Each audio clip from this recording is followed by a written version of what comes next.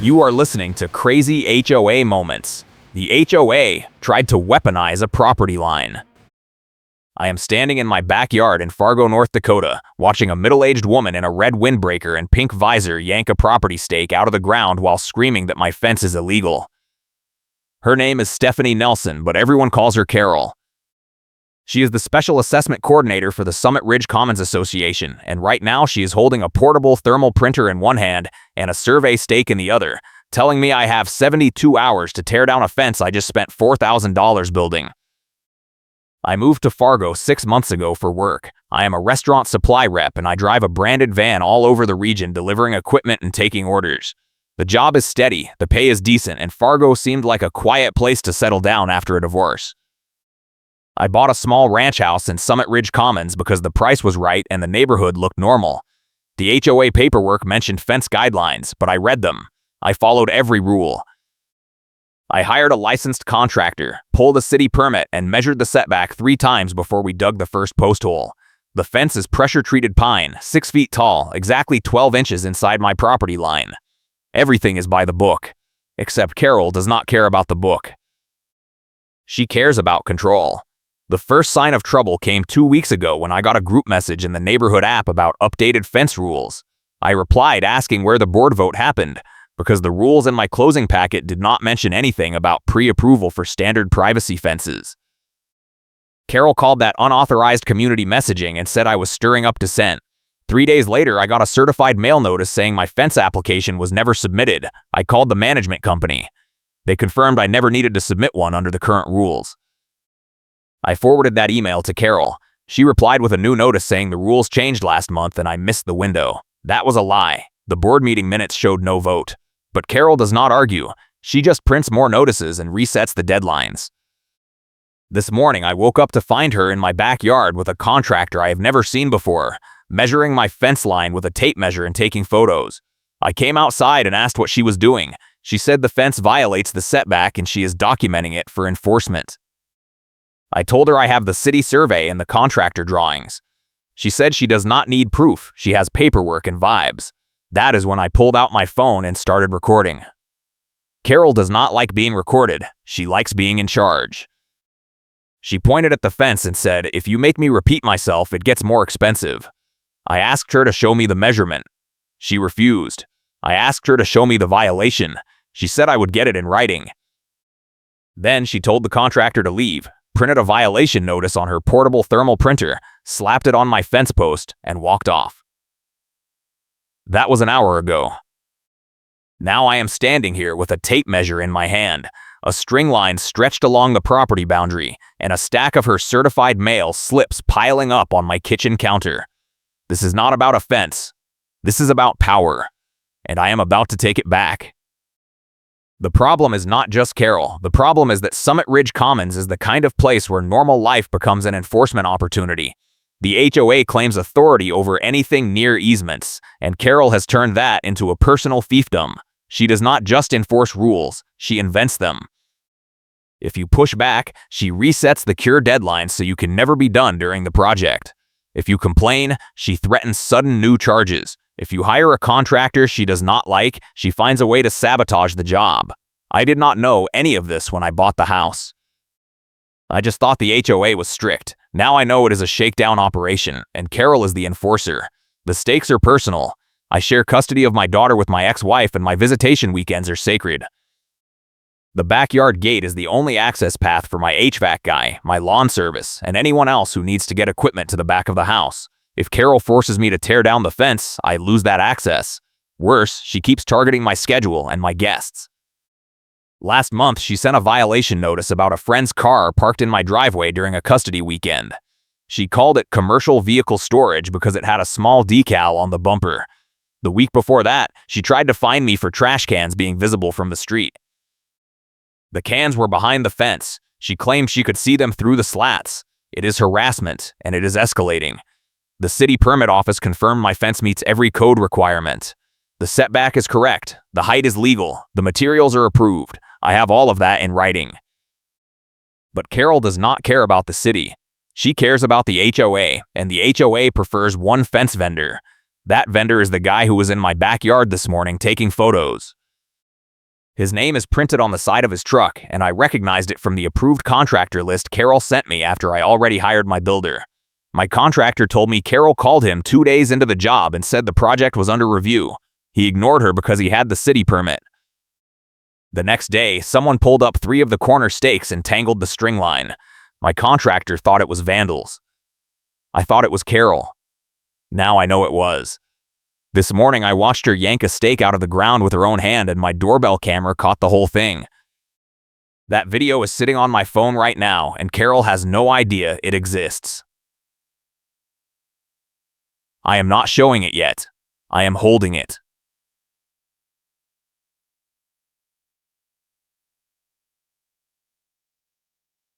Because my move is not a speech. It is a document. And I am going to deploy it at exactly the right moment. Carol left after slapping the notice on my fence, but she did not leave me alone. 10 minutes later, I got a text from the HOA management company saying my amenity access was suspended pending a hearing. I called them.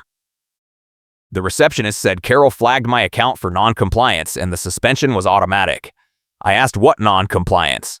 She said fence violation and unauthorized messaging. I told her I have a city permit and the group message was a question, not a violation. She said I needed to take it up with the board. The next board meeting is in 3 weeks. My HVAC guy is coming tomorrow. He needs to get a new condenser unit into the backyard, and the only way to do that is through the gate. If I do not have the fence, he cannot access the unit. If he cannot access the unit, I do not have air conditioning. It is June in North Dakota, and the humidity is brutal. I called my contractor and told him what happened. He said Carol called him again this morning and told him the job was flagged for immediate stop work. He asked her who issued the stop work. She said the HOA. He told her the HOA does not have that authority. She said if he continues, she will report him to the city for unpermitted work. That is a lie. He has the permit, but she is counting on him not wanting the hassle. He told me he is not coming back until this is resolved. He does not want to deal with Carol. I do not blame him. But now, I am stuck. I have a half-finished fence, a contractor who is spooked, and an HOA coordinator who is printing violation notices faster than I can read them. I need to move fast. I called a lawyer. The consult was $200, and the advice was simple. Document everything. Get the city to confirm the permit and the setback in writing. If the HOA retaliates, file a complaint with the management company and copy the State Real Estate Commission. If that does not work, consider a lawsuit for harassment and tortious interference. The lawyer said cases like this take months, and most HOAs back down once they realize you have proof and you are not folding. I thanked him and hung up. I do not have months. I have hours. The HVAC guy is coming tomorrow, and I need that gate access today. I went back outside and stretched a new string line along the property boundary. I used the city survey map and a measuring tape. I drove stakes every 10 feet and pulled the line tight. Then I measured the distance from the string line to the fence posts. Every measurement came back the same. 12 inches. The fence is exactly where it is supposed to be. I took photos of every measurement. I took a video walking the entire line with the tape measure visible in frame. I uploaded everything to a cloud folder and sent the link to the management company, the city permit office, and my lawyer. Then I sent a text to Carol with the same link and a message. The fence is compliant. The setback is 12 inches per city code. The permit is valid. Remove the violation notice or I will file a formal complaint. She replied in under a minute. The HOA setback is 18 inches. You are 6 inches over. Remove the fence or face escalating fines. I stared at that message for a solid 10 seconds. The HOA setback is not 18 inches. It is 12 inches. I have the rules. I have the city code. I have the survey. Carol is making this up. I called the management company again and asked them to pull the setback rule from the HOA covenants. The woman on the phone put me on hold for 5 minutes, then came back and said the setback is 12 inches for privacy fences. I asked her to email me that confirmation. She said she would send it within the hour. I thanked her and hung up. Then I forwarded Carol's text to my lawyer with a note. She is inventing rules. This is harassment. He replied immediately. Save everything. Do not engage further. Let me handle it. I wanted to follow that advice. I really did. But Carol was not done. 20 minutes later, a tow truck pulled into my driveway. The driver got out, walked up to my front door and knocked. I opened the door. He said he was here to tow my contractor's equipment trailer. I told him there is no trailer. He looked confused and checked his phone. He said the work order came from the HOA and listed this address. I told him the HOA does not have authority to tow anything from my property without my permission. He scratched his head and said he would call his dispatch. I waited on the porch while he made the call. He talked for a minute, then hung up and walked back over. He said dispatch confirmed the work order came from someone named Carol, but she did not provide property owner authorization. He said he could not tow without that. I thanked him and he left. That is when I realized what Carol was doing. She was not just targeting me. She was targeting anyone who helped me, the contractor, the HVAC guy, anyone who showed up at my house. She was trying to isolate me, scare off my support, and force me to fold. It was not going to work. That afternoon, I got another certified mail notice. This one said the fence was an unapproved structure and the board was imposing a $50 per day fine until it was removed. The notice also said I was banned from using the community pool, the clubhouse, and the walking trail pending resolution. I called the management company again. This time, I got a different person. I explained the situation. He said he would escalate it to the property manager. I asked when I would hear back. He said 48 hours. I told him I do not have 48 hours. He said that is the policy. I hung up and sat on my kitchen counter staring at the stack of certified mail slips Carol had sent me over the past 2 weeks. There were 7 of them. Each one was a different violation. Fence height, fence color, fence placement, unauthorized contractor, failure to submit plans, failure to attend a compliance meeting I was never told about. It was a paper avalanche and every slip had Carol's signature on the bottom. That is when my neighbor knocked on the back door. Her name is Jenny. She lives 2 houses down and we have talked a few times at the mailbox. She is quiet, keeps to herself, but she has been in Summit Ridge Commons for 5 years. She said she heard what was happening and she wanted to help. She pulled out her phone and showed me a screenshot. It was a post Carol made in a private HOA board group 2 months ago. The post said she was implementing a new fence pre-approval process to ensure vendor compliance and community standards. The board never voted on it. Carol just declared it. Jenny said she saved the screenshot because Carol tried to pull the same thing on her last year over a shed. Jenny fought it, won, and Carol backed off. But Carol never forgave her. Jenny said Carol has been targeting her ever since with petty violations and fake complaints. Jenny said she has more screenshots, posts where Carol brags about issuing violations, messages where she tells other board members to ignore owner complaints, a thread where she admits she prefers one contractor because he gives the HOA a kickback. I asked Jenny if she would be willing to share those screenshots. She said yes. She sent them to my phone right there. I thanked her and told her I owed her. She said just take Carol down. That is payment enough. I spent the next 2 hours going through the screenshots. They were damning. Carol had been running a side operation for at least a year. She would flag properties for violations, then steer the owners to her preferred contractor. The contractor would overcharge, kick a percentage back to the HOA general fund, and Carol would get credit for raising revenue. Owners who refused got hit with escalating fines and compliance hearings. Owners who fought back got blacklisted. It was a racket, and the board either did not know or did not care. I forwarded everything to my lawyer. He called me within an hour. He said the screenshots were gold. They showed intent, a pattern of abuse, and possible fraud.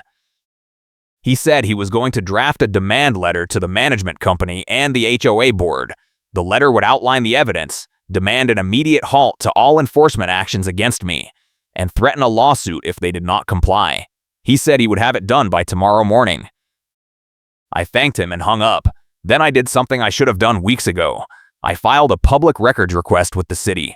I asked for every complaint filed against Stephanie Nelson or the Summit Ridge Commons Association in the past 3 years. The city clerk said the request would take 5 business days. I said I would wait. That night, Carol sent another text. It said the fine was now $100 per day and the HOA was scheduling a lien hearing. I did not reply. I just saved the message and added it to the evidence folder. The next morning, my HVAC guy showed up. I met him in the driveway and explained the situation. He said he did not care about the HOA. He had a work order and he was going to do the job. We walked around back. The gate was open. He measured the condenser access path and said it was tight but doable. He started unloading his truck. That is when Carol showed up. She parked her car on the street, walked up my driveway, and marched into the backyard like she owned it. She said the property was under a stop work order and the contractor needed to leave. My HVAC guy looked at her and said, "Who are you?" She said she was the HOA compliance coordinator. He said he did not work for the HOA. She said if he did not leave, she would call the police. He laughed and went back to unloading his truck. Carol pulled out her phone and started taking pictures. I stepped between her and the HVAC guy and told her to leave my property. She said she had a right to document violations. I told her she had no right to trespass. She said the HOA covenants give her access to inspect properties. I said show me that in writing. She could not, because it does not exist. I pulled out my phone and started recording again. Carol saw the camera and her face went red. She said if I did not stop recording, she would have me removed from the HOA entirely. I said go ahead and try. She printed another notice on her portable thermal printer, slapped it on the fence, and walked off. The HVAC guy watched the whole thing. He said, "She is crazy." I said, "I know." He said, "You should sue her." I said, "I am working on it." The HVAC guy finished the condenser swap in under 2 hours. He tested the system, said everything was running clean, and packed up his truck. I paid him, and he left. 10 minutes later, I got a text from the HOA management company. It said they received my evidence package and they were reviewing it with the board. They said they would have a response within 72 hours.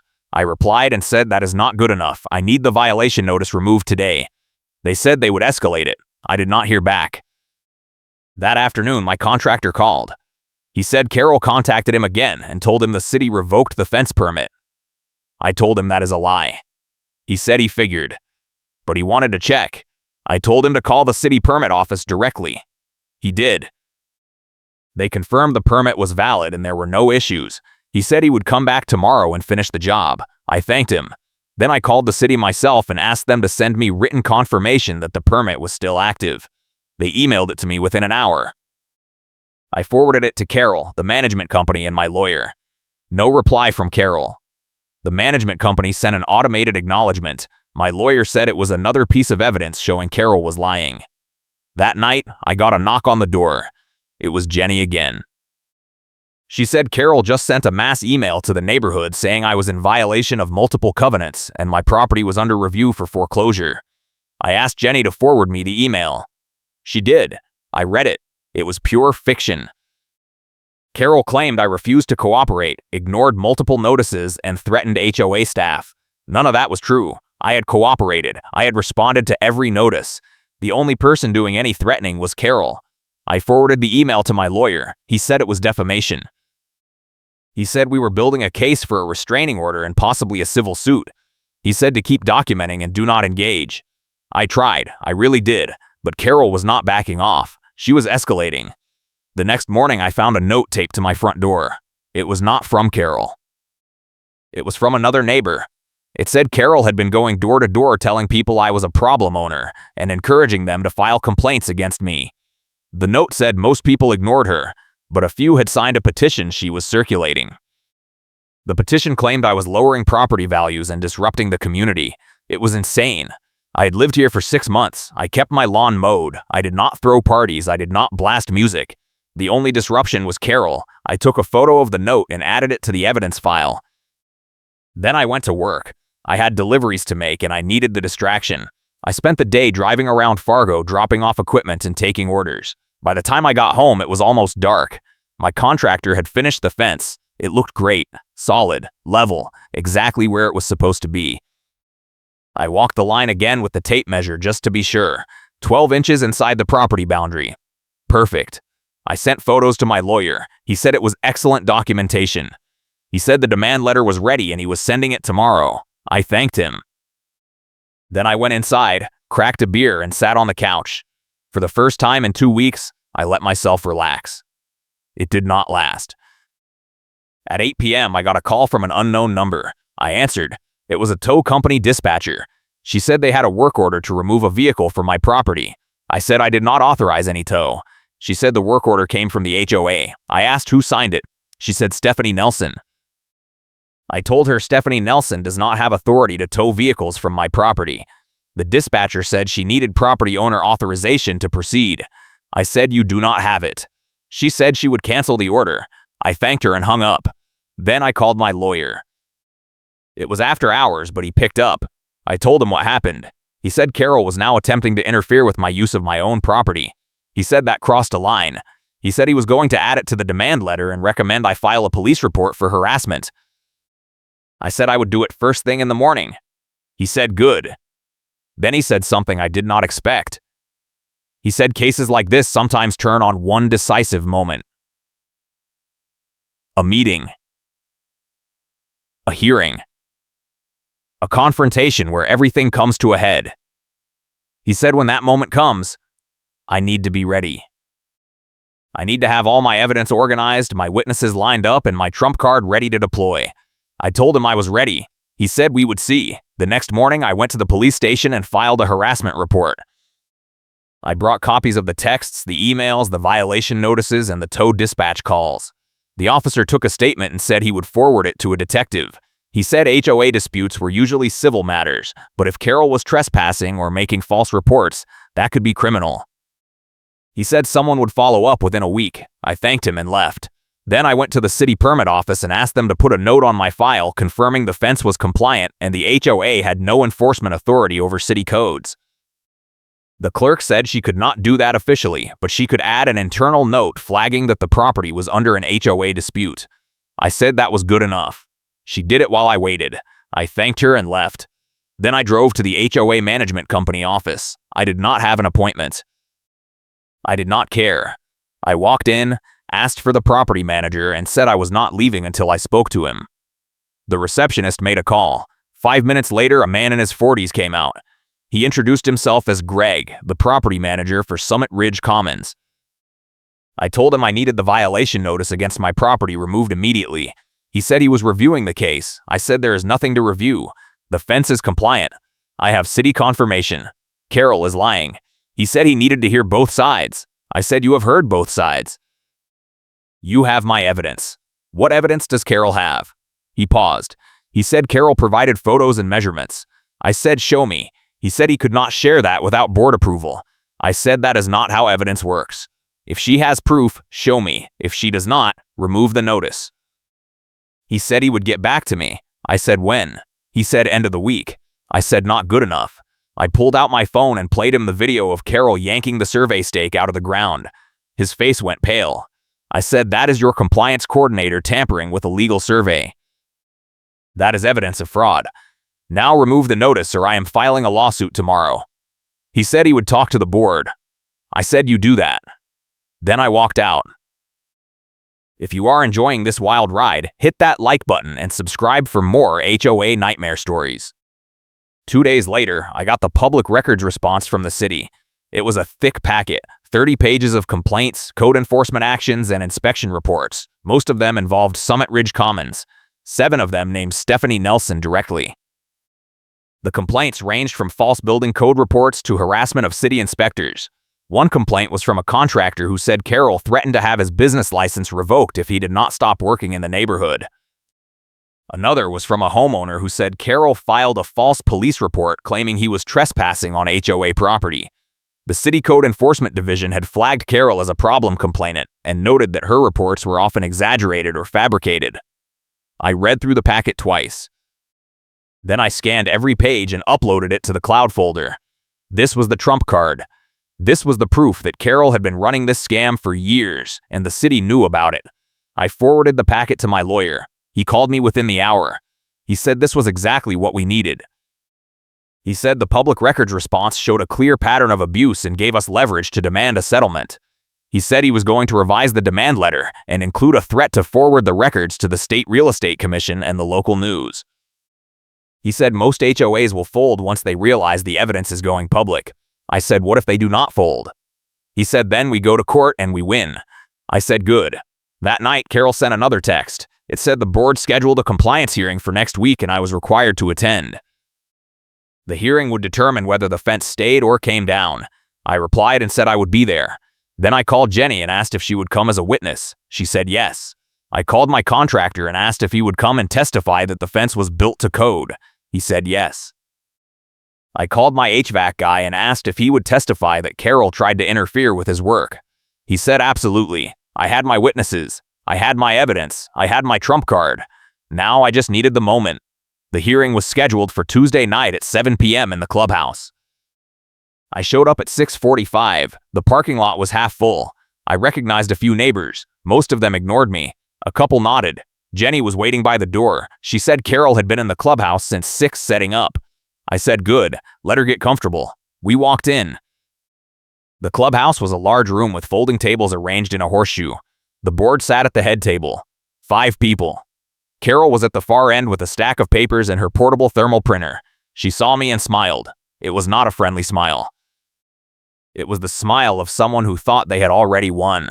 I sat down in the front row. Jenny sat next to me. My contractor sat on the other side. The board president called the meeting to order. He said the purpose of the hearing was to review the fence violation and determine next steps. He asked Carol to present her case. Carol stood up. She said I installed a fence without HOA approval. She said the fence violated the setback. She said the fence was a safety hazard. She said the fence needed to be removed immediately. She said if I refused, the board should fine me $100 per day and place a lien on the property. She said she had photos, measurements, and witness statements. She said the case was clear. Then she sat down. The board president asked if I wanted to respond. I stood up. I said the fence was built to code with a valid city permit. I said the setback was 12 inches per HOA covenants and city code. I said Carol had no evidence of a violation because there was no violation. I said Carol had been harassing me for weeks, tampering with survey stakes, and attempting to sabotage my contractor. I said I had video evidence, witness testimony, and public records proving Carol had been running a contractor kickback scheme for years. The room went silent. The board president looked at Carol. Carol looked at me. Her smile was gone. I pulled out my phone and connected it to the TV on the wall. I played the video of Carol yanking the survey stake. The room gasped. Then I pulled up the screenshots Jenny gave me showing Carol steering owners to her preferred contractor. Then I pulled up the public records response showing the city complaints against Carol. I walked the board through every page. By the time I was done, 2 board members were whispering to each other. One was staring at Carol. The board president asked Carol if she had a response. She said the video was taken out of context. She said the screenshots were fake. She said the public records were irrelevant. I said, "Do you want to say that under oath?" She went quiet. Then I played my final card. I pulled up the city email confirming the fence permit was valid and the setback was compliant. I said, "This is from the city building department. The fence is legal." Carol lied. The board has 2 choices. Remove the violation and apologize, or I forward this entire evidence package to the State Real Estate Commission, the local news, and a civil court. Your move. The board president looked at the other board members. They nodded. He said the board would take a recess to discuss. They left the room. Carol sat frozen. Jenny leaned over and whispered, "You destroyed her." I said, "I am not done yet." The board came back after 15 minutes. The president said they reviewed the evidence. He said the fence was compliant and the violation notice was being removed. He said all fines were being refunded. He said the HOA would issue a formal letter confirming the fence met all requirements. He said the board was launching an internal review of Carol's role as special assessment coordinator. He said the hearing was closed. I stood up and said one more thing. I said Carol attempted to interfere with my contractor, filed false tow requests, and defamed me in a neighborhood email. I said if she contacts me again for any reason, I will file for a restraining order and pursue a civil suit for harassment and tortious interference. I said the board needs to decide if they want to be named as co-defendants. The president said the board would address it. I said you do that. Then I walked out. Jenny and my contractor followed. We stood in the parking lot. Jenny said that was the most satisfying thing she had ever seen. My contractor said he was glad he showed up. I thanked them both. Then I got in my van and drove home. The next morning, I got an email from the management company. It said the HOA was issuing a formal apology and refunding all fence-related fines and fees. It said Carol was being removed from her role as special assessment coordinator pending the internal review. It said the board was implementing new policies to prevent retaliatory enforcement. I forwarded the email to my lawyer. He said congratulations. He said we should still pursue a settlement to cover legal fees and damages. I said let's do it. 2 weeks later, the HOA sent a settlement offer. It included full refunds, reimbursement of legal fees, a written no-contact directive barring Carol from any communication with me, and a policy change banning retaliatory enforcement with penalties for violations. I signed it. The lawyer said it was one of the cleanest HOA settlements he had ever seen. I said it felt good. He said enjoy it. A month later, I ran into Jenny at the mailbox. She said Carol resigned from the board entirely. She said the internal review found multiple violations of fiduciary duty, and the board voted to ban her from holding any HOA position for 5 years. She said the neighborhood was a lot quieter now. I said good. She said you did that. I said we did that. She smiled and walked off. I went inside, grabbed a beer, and sat on my back porch. The fence looked perfect. Solid. Level. Legal. I pulled out my phone and opened the video of Carol yanking the survey stake. I watched it one more time, then I deleted it. I did not need it anymore. The fight was over. I won. That weekend, my daughter came over for visitation. We grilled burgers in the backyard and played catch. She asked why there was a new fence. I said it was a long story. She said, tell me. I said, maybe when you are older. She said, fine. Then she threw the ball and I caught it. We played until the sun went down. It was a good day. The kind of day Carol tried to take away from me. But she did not win. I did. And every time I look at that fence, I remember that. A couple weeks after the settlement, I got a call from my contractor. He said he wanted to thank me. I asked what for. He said word got around about what happened with Carol and the HOA. He said 3 other owners in Summit Ridge Commons reached out to him asking for quotes on fence projects. He said they all mentioned they felt safer hiring him now that Carol was gone. I said that is great. He said it is more than great. He said Carol had been blacklisting him for 2 years and it cost him thousands in lost work. He said taking her down opened the neighborhood back up. I said I am glad it worked out. He said if I ever need anything, just call. I thanked him and hung up. That felt good too. It was not just about me winning. It was about Carol losing her grip on the whole neighborhood. The next week, I got a message from another neighbor I had never met. He said he heard about the hearing and the settlement. He said Carol tried to fine him last year over a mailbox post, and he paid it because he did not want the hassle. He said now he wished he had fought it. I told him it is never too late to push back. He said maybe next time. I said there might not be a next time. Carol is done. He said good. That message made me realize how many people Carol had been squeezing for how long. The kickback scheme with the contractor, the fake violations, the escalating fines. It was not just a power trip, it was a money grab. And the board either did not know or did not care until someone forced them to look. I thought about going after the board too, but my lawyer said the settlement covered it. The policy changes were in writing. If the board violated them, I could sue, but unless they did, it was better to let it go. I took his advice. I had my fence. I had my refunds. I had my peace. That was enough. Carol stayed quiet for a while. Then, about 6 weeks after the hearing, I saw her at the grocery store. She was in the checkout line ahead of me. She saw me and turned away fast. I did not say anything. I just stood there and waited. When she finished, she walked past me without making eye contact. I let her go. There was nothing left to say. A month after that, Jenny told me Carol moved out of Summit Ridge Commons entirely. She said Carol sold her house and left town. Jenny said she heard Carol was facing a lawsuit from another HOA in a different neighborhood over the same contractor kickback scheme. I said karma is real. Jenny said it is. She said the neighborhood felt different now. Calmer.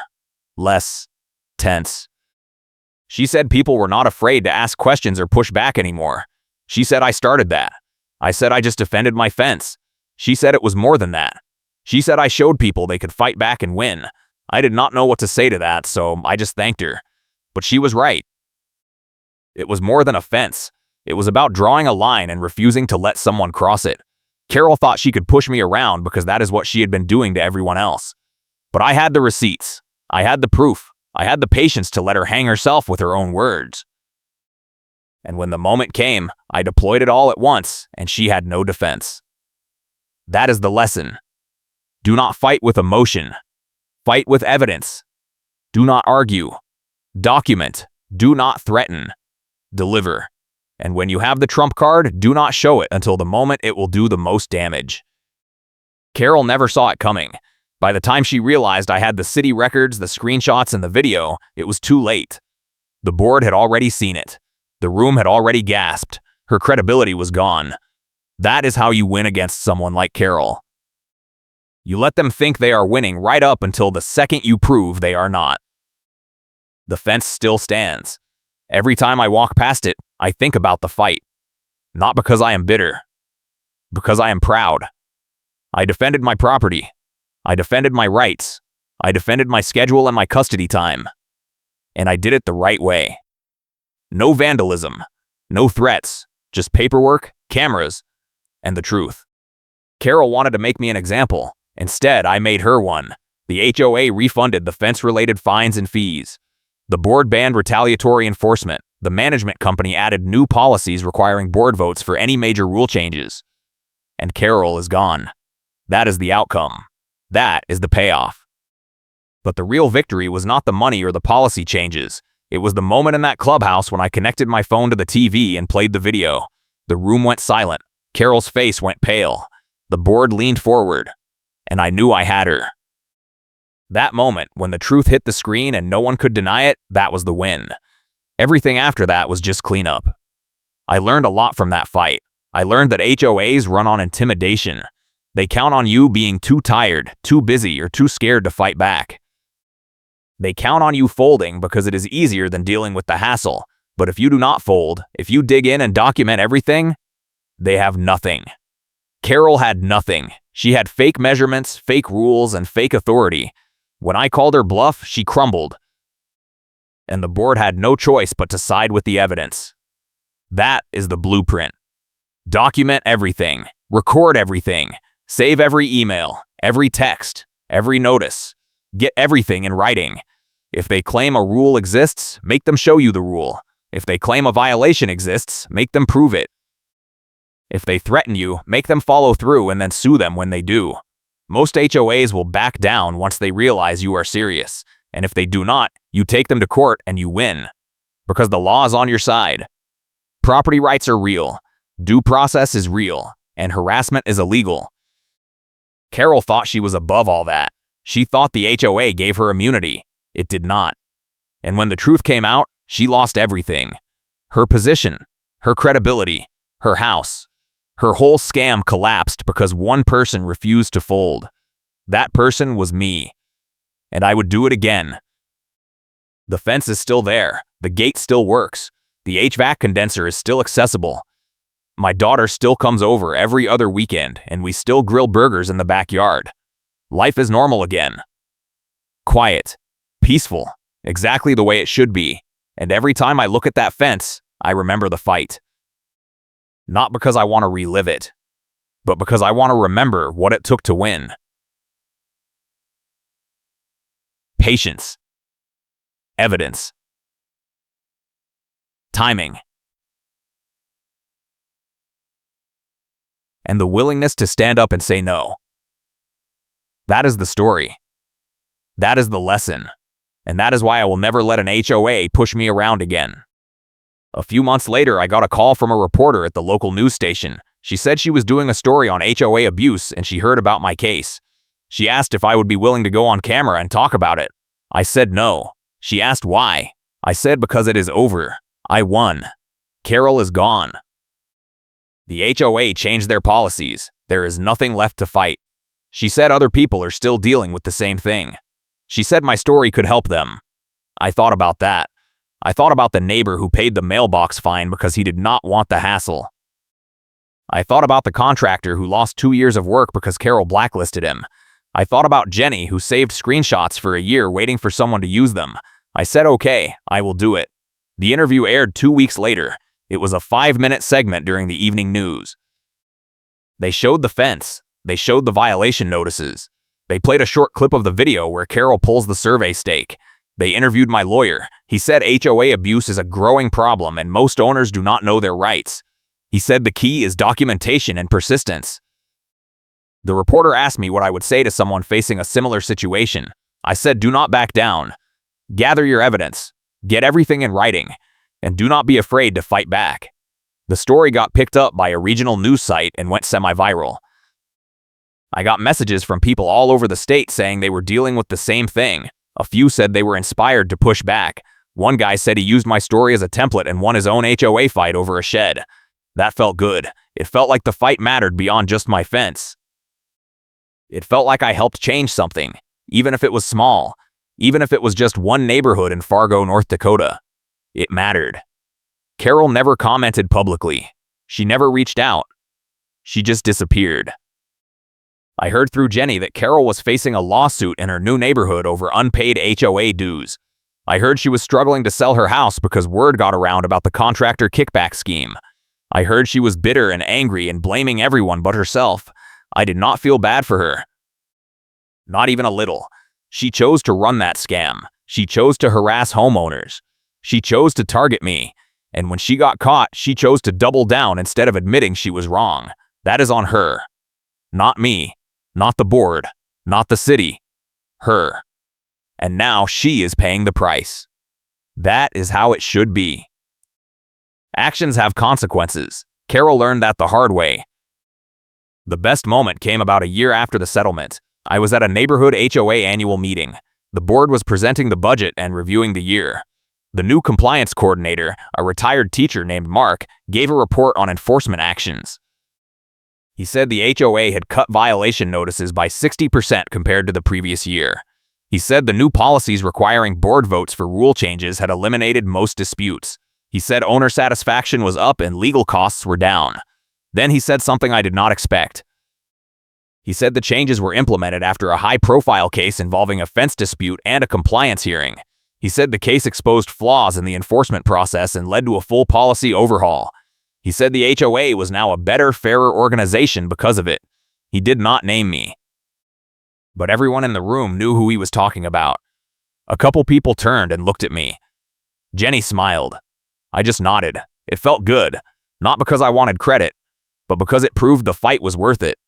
The HOA was better, the neighborhood was calmer, and people were not afraid anymore. That is the real victory. Not the refund. Not the settlement. Not even the fence.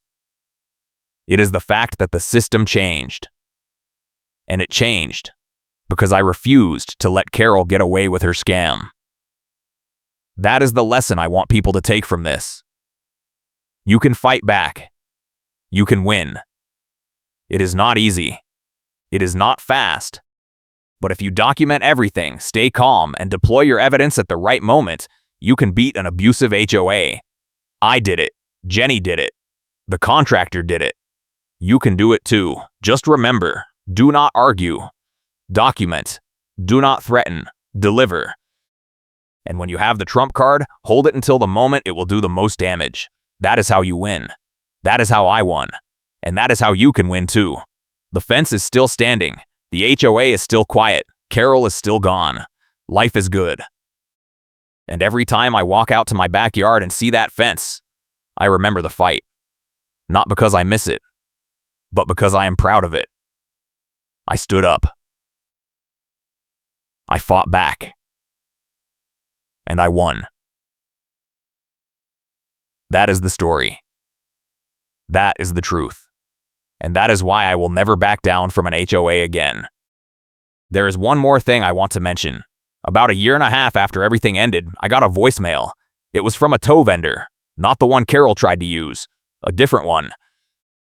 He said his company had been contacted by someone claiming to be from the Summit Ridge Commons HOA, requesting a contractor vehicle be towed from my property. He said the request did not include proper authorization. He said he called the HOA management company to verify, and they said no such request was approved. He said he wanted to let me know in case someone was impersonating the HOA. I called him back and thanked him. I asked if he had the name of the person who made the request. He said it was a woman named Stephanie Nelson. I said, was it a phone call or an email? He said email. I said forward it to me. He did. I opened it. The email was from a Gmail account with Carol's name. It claimed the HOA authorized the tow and included a fake work order number. I forwarded the email to my lawyer and the HOA management company. My lawyer said it was attempted fraud. He said if Carol was trying to interfere with my property again, we could pursue a restraining order and possibly criminal charges. The HOA management company said they would report it to their legal counsel. 2 weeks later, I got a letter from the management company. It said they confirmed the email was sent by Stephanie Nelson. It said they forwarded the evidence to local law enforcement. It said Carol was being investigated for fraud and harassment. It said if she contacted me or my property again, I should call the police immediately. I never heard from Carol again. I do not know if charges were filed. I do not know if she faced any consequences beyond losing her HOA position and her house. But I do know this. She tried one more time to mess with me, and it backfired. Because the tow vendor did not act without proper authorization. He verified first.